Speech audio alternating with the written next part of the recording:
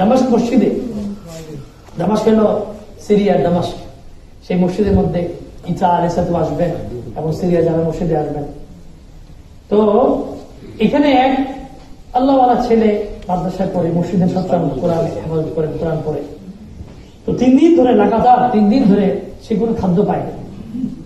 আর Syria আপনি যদি যান দেখবেন ইজিপ্ট, সিরিয়া আশেপাশের ভাষাগুলো একটার সাথে লাগানো ভাষা। অনেক সময় আপনারা দেখেন ডিটেলস ভাষা, অ্যাটাচ ভাষা, একটার সাথে একটা লাগানো, এক সাথে থেকে আরেক সাথে যাওয়া যায় এরকম ভাবে। তো ওই ছেলে ক্ষুধার তাড়নায় 3 দিন ধরে ক্ষুধার্ত স্টুডেন্ট, সবসময় মসজিদের মধ্যে কোরআন তেলাওয়াত করে, হাদিস শিখে, কিন্তু কোনো খাদ্য নাই। তো সেই ঘরের পাশে বাসায় টপকায়ে ঘরের ভিতরে ঢুকে গেছে, কিচেনের মধ্যে কিছু খাওয়া পেয়েছে, শশা অথবা ক্ষীরা, কিউকাম্বার। তো সে যখন একটা কামড় দিয়েছে তখন তার খেয়াল হয়েছে হারাম খাচ্ছি। তো এটা ছেড়ে দিয়ে লাভ দিয়ে সে শয়তানের থেকে, ধোকার থেকে বাঁচার জন্য সে লাভ দিয়ে ঘরের থেকে টপকায়ে চলে আসছে। এসে মসজিদে এসে খুব কান্নাকাটি আল্লাহ, এবং সে হাত আঙ্গুল দিয়ে বমি করে পেট থেকে বের করে ফেলছে, আল্লাহ আমি হারাম খাবো না, আমি ক্ষুধার তাড়নায় মনে করছিলাম যে ওই বাসায় যে খাবো কিছু, এটা তো আমার জন্য হালাল না। তো কতক্ষণ পরে ওই ছেলে মসজিদের কোনায় বসে সে জিকির আসা করতেছে, আল্লাহ ইসলামতেছে, আল্লাহ মাফ করে দাও আমাকে। একটু পরে এক ভদ্রলোক, বয়স্ক লোক আসছে ঘর মসজিদের মধ্যে। ইয়া ইমাম তাআল হিনা, ইমাম আসেন, ইমাম সাহেব কোথায়, আসেন, একটু কথা ছিল। আমি সেই সুদূর ইরাক থেকে আসছি, আমি এখানে থাকি। তো তার সাথে একটা একেবারে তরুণী এক মেয়ে সাথে নিয়ে আসছে, প্রাপ্তবয়স্ক একটিকে নিয়ে আসছে। ইমাম সাহেব বললেন যে কি বলেন, আপনি কি হেল্প করতে পারে আপনাকে?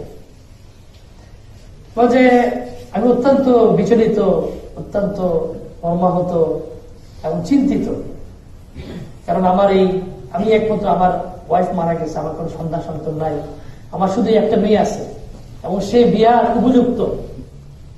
আজকে আমার ঘরের মধ্যে সাংঘাতিক একটা অ্যাক্সিডেন্ট ঘটে গেছে। অ্যাক্সিডেন্ট কি ঘটে গেছে যে আমার ঘরের মধ্যে এক লোক প্রবেশ করছে, এক লোক ঘরের মধ্যে কিচেনে প্রবেশ করছে, তাকে ধরতে পাইনি, কিচেন থেকে বের হয়ে গেছে।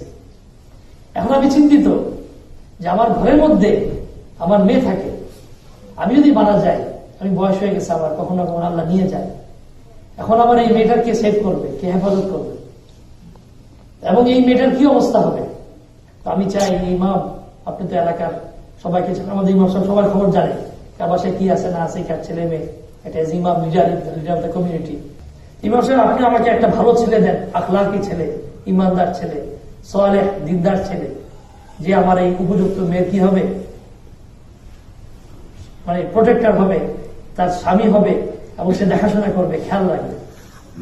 ইমাম বলে যে আমার তো কাছে একটা ছেলে আছে, অত্যন্ত ভালো ছেলে, কিন্তু গরিব, ওই যে কোনায় বসে আছে, উপযুক্ত ছেলে হবে আপনার মেয়ের জন্য। তো ইয়া আমের, ছেলের নাম ছিল আমের, ইয়া আমের তাহার, আসো, তোমার জন্য উপযুক্ত মেয়ে আছে। তো বলছে মিয়া বিবি রাজি, কে করেগা কাজী, এখন বাবু রাজি, ওই মেয়েও রাজি। তো ওই ইমাম সাহেব ওই মেয়ের সাথে ছেলের বিয়ে দিয়ে দিয়েছে।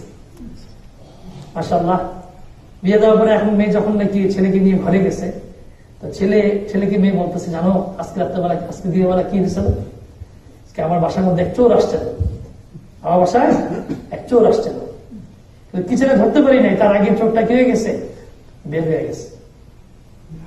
তো ওই ছেলে বলতেছে, জানো ওই চোর আমি ছিলাম। ওই চোর ছিলাম কে? আমি ক্ষুধার তাড়নায় 3 দিন ধরে আমি ক্ষুধার্ত ছিলাম, 3 দিন ধরে আমি ক্ষুধার্ত। আমি তো মসজিদের মধ্যে ইমাম সাহেব পড়ায়, কাগজে চাইতে পারি নাই। তো আমি বাধ্য হয়ে ক্ষুধার তাড়নায় আমি তোমার ঘরে প্রবেশ করছিলাম। যখন আমি একটা শশা বা একটা কিউকাম্বার অথবা শশার এক টুকরা পেটে ঢুকছে, তখন চিন্তা করেছি এটা তো হারাম আমার জন্য, আমি শুধু আল্লাহর জন্য, আল্লাহকে রাজি খুশি করার জন্য এটাকে তরক করছি। আমি ক্ষুধার্ত, আমি মৃত্যুর দরজা চলে গেছি, কিন্তু আল্লাহকে রাজি খুশি করার জন্য ছেড়ে দিছি।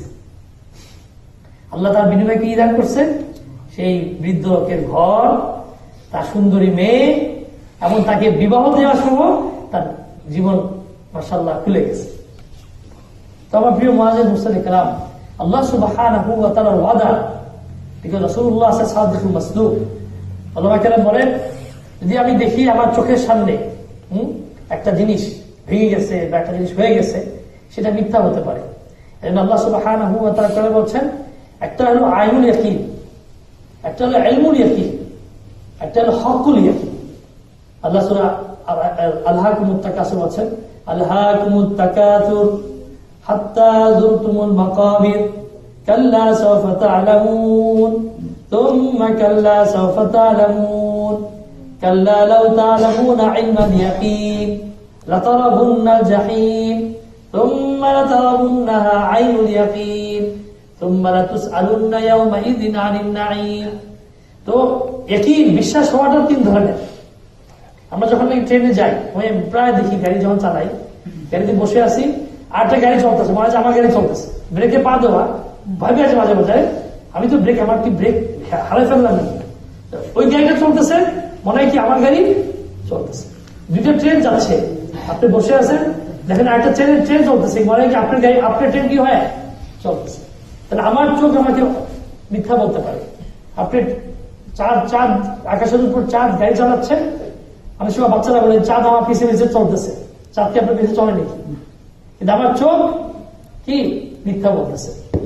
আমার দেখা আমার মিথ্যা বলতে পারে, আমার নলেজ মিথ্যা বলতে পারে, কিন্তু ইলমুল ইয়াকিন যখন নাকি একটা লোক জাহান্নাম দিয়ে দেখবে তখন সে অবিশ্বাস করবে না। কিন্তু রাসূলুল্লাহ সাল্লাল্লাহু আলাইহি ওয়াসাল্লাম হি ওয়াজ সাদিকুল মাসদুক, ট্রুথফুল এন্ড ট্রাস্টওয়ার্দি। উনি আমাদেরকে যা বলে গেছেন তা 100% কি হবে? সত্য হবে। এবং সাহাবা রাদিয়াল্লাহু তাআলা আনহুম আজমাইন, they have this conviction, this yaqeen, যার ফলে ওনাদের ভিতরে এমন বিশ্বাস ছিল যে ওনারা 2 রাকাত নামাজ পড়েছেন, 2 রাকাত নামাজ পড়ে সমস্ত সমস্যার সমাধান করে ফেলছেন। এক সাহাবিয়া মুসলমান হয়েছেন, মুসলমান হয়ে উনি হিজরত করছেন মক্কা থেকে মদিনায়। আর প্রতিমধ্যে উনার একটা রেওয়ায়াতে আসছে উনার গাধা একটা ছেলে মারা গেছে। উনি 2 হাত ধরে দোয়া করছেন, ইয়া আল্লাহ, আমি আপনার হাবিব মুহাম্মদ সাল্লাল্লাহু আলাইহি ওয়াসাল্লামের আহ্বানে মুসলমান হইলাম, এখন আমি যদি আমার ছেলে যদি মৃত্যু হয় আর আমি যদি ফিরে যাই, তাহলে সবাই আমাকে নিয়ে সরকার উদ্যোগ করবে, মুসলমান হয়েছ, দেখো কি বিপদ আসা শুরু হয়েছে, প্রথমে বিপদ। আল্লাহ আপনি তাকে হায়াত দান করুন। 2 রাকাত নামাজ পড়ে দোয়া করছেন, আল্লাহ তাআলা তার কি করছেন, সাথে সাথে আল্লাহ তাকে হায়াত দান করছেন। হযরত উম্মে সালামা রাদিয়াল্লাহু তাআলা আনহা, আবু সালামা রাদিয়াল্লাহু তাআলা আনহা, উম্মে সালামা রাদিয়াল্লাহু তাআলা আনহা রাসূলুল্লাহ সাল্লাল্লাহু আলাইহি ওয়াসাল্লাম বিবি ছিলেন। ওনার যে সহধর্মিণী আমাদের আম্মাজান যারা আয়েশা রাদিয়াল্লাহু তাআলা হাদিসে খুব, তাদের মধ্যে উম্মে সালামা রাদিয়াল্লাহু তাআলা একজন। তো উম্মে সালামা রাদিয়াল্লাহু তাআলা নিজে হাদিস বর্ণনা করেন এবং উনি ছিলেন ওয়ান অফ দা সাহাবিয়া, রাসূলের সাহাবীদের মধ্যে প্রথম, যিনি কি হাবশা থেকে অর্থাৎ মক্কা থেকে প্রথম হিজরত যেটা কি ইথিওপিয়াতে করানো হয়, ওখানে উম্মে সালামা আর আবু সালামা রাদিয়াল্লাহু দুজনে সফর করছে, কঠিন সফর। কেউ নয় কোনো কেউ না, যারা কি এখানে যারা নাকি আমেরিকাতে 1950 অথবা 1940-তে আসছে, অনেক যারা আগে আসছে তারা জানে কোনো আত্মীয় বাংলা বলা কেউ ছিল না। আমাদের মসজিদে বেহাজুল হোসেন মারা গেছেন, অনেক পুরানা, আপনাদের সিলেট ইব্রাহিম চৌধুরী, অনেক 1945-50 দিকে। তখন মানুষ কেউ মারা গেলে, কোনো মুসলমান মারা গেলে তার জানাজার কোনো খবর ছিল না। খ্রিস্টানদের মধ্যে ওদেরকে করা হতো, বাংলা বলার কথা কেউ ছিল না। আসলে এখন তো আমি বাংলা, আমেরিকাতে বাংলা বয়ান করতেছি, কত মানুষ বাংলাদেশি। তো হযরত উম্মে সালামা রাদিয়াল্লাহু তাআলা আনহা, আবু সালামা রাদিয়াল্লাহু তাআলা প্রথম হিজরত করেছেন ইথিওপিয়াতে। ওই সময় হঠাৎ করে হযরত উম্মে সালামা রাদিয়াল্লাহু তাআলা মা, ওনার স্বামী আবু সালামা রাদিয়াল্লাহু তাআলা ইন্তেকাল হয়ে যায়। উম্মে সালামা রাদিয়াল্লাহু তাআলা বলেন, আমি ঘরের কোনায় একা একা কাটতেছিলাম, আমি কি কোথায় যাব, আমার আত্মীয় স্বজন সব ছেড়ে আমি ইথিওপিয়া চলে আসছি, হাবশাতে চলে আসছি, আফ্রিকান কান্ট্রিতে, আমার কোনো পরিচিত কেউ নাই, এক স্বামী ছিল, সে স্বামীও চলে গেছে। কিন্তু উনি একটা দোয়া শিখছিলেন রাসূলুল্লাহ সাল্লাল্লাহু আলাইহি ওয়াসাল্লামের কাছ থেকে। মক্কাতে যখন ছিলেন রাসূল এই দোয়া শিখেছিলেন। কি দোয়া? যদি কোনো trial and tribulation and any kind of affliction, any kind of মুসিবত, অ্যাফ্লিক্টেড, যদি কোনো রকম মুসিবত আসে আর কোন রকম বিপদ আপদ আসে, তাহলে একটা দোয়া পড়বা। কি দোয়া? ইন্না লিল্লাহি ওয়া ইন্না ইলাইহি রাজিউন, আল্লাহুম্মা আজুরনি ফি মুসিবাতি ওয়া আখলুফ লি খায়রাম মিনহা।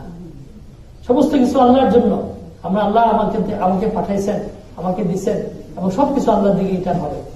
আল্লাহুম্মা আজুরনি ফি মুসিবাতি, আল্লাহ আপনি আমাকে যে মুসিবত দান করছেন তার বিনিময়ে আমাকে দান করেন আল্লাহ আজনী ফি আখলুফলি খাইরাম মিনহা, এমন তার থেকে উত্তম বিনিময় দান করে। এ দোয়াটা আমাদের শেখা উচিত। সাহাবাদের কি কনভিকশন ছিল। রাসূলুল্লাহ সাল্লাল্লাহু আলাইহি সাল্লাম এই শাহাদাতুল মেনি হযরত উম্মে সালমা রাদিয়াল্লাহু তাআলা বলেন, আমি ইথিওপিয়াতে এই দোয়া পড়া শুরু করলাম, আর আমি চিন্তা করলাম আমার স্বামী আবু সালমা অত্যন্ত মহব্বত তাদের দুজনের মধ্যে, এর থেকে ভালো স্বামী এর দুনিয়াতে কোথায় পাবো। কিন্তু উনি এই দোয়া কন্টিনিউ করবেন। উনি দেখলেন কিছুদিন পরে রাসূলুল্লাহ সাল্লাল্লাহু আলাইহি সাল্লাম যখন এই দুর্দশার অবস্থা শুনলেন, রাসূল নিজের বিয়ার প্রস্তাব দিলেন তার সাথে রাসূলের সাথে বিয়ার জন্য।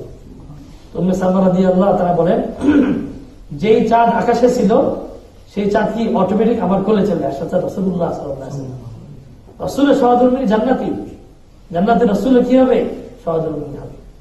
এই দোয়া সাহাবা রাদিয়াল্লাহু তাআলা আজমাইনের এই কনভিকশন ছিল, এই একই বিশ্বাস ছিল। তো আল্লাহ সুবহানাহু ওয়া তাআলা আমাদেরকে তৌফিক দান করুন যে এই যে পবিত্র রাতে আমরা সমবেত হয়েছি, আমরা নিয়ত করব যে আমি যদি কোনো হারাম কোনো গুনার সাথে লিপ্ত থাকি, আমি যদি কোনো খারাপ কাজের সাথে সম্পৃক্ত থাকি, আমার যদি হারামের সাথে কোনো সম্পৃক্ত থাকে, তো আল্লাহর জন্য আজ রাতে আল্লাহর জন্য আমি কি করবো? এটাকে ত্যাগ করবো। কোনো গুনাহ হোক, কোনো অন্যায় অবিচার হোক, অথবা কোনো অগোপন পাপ হোক, অগোপন গুনাহ হোক, কার মাল আত্মসাৎ করা হোক, অথবা এমন কোনো কাজ যেটা আমি অন্যায়ভাবে করতেছি, আল্লাহ তাকে তার উত্তম বিনিময় দান করবে।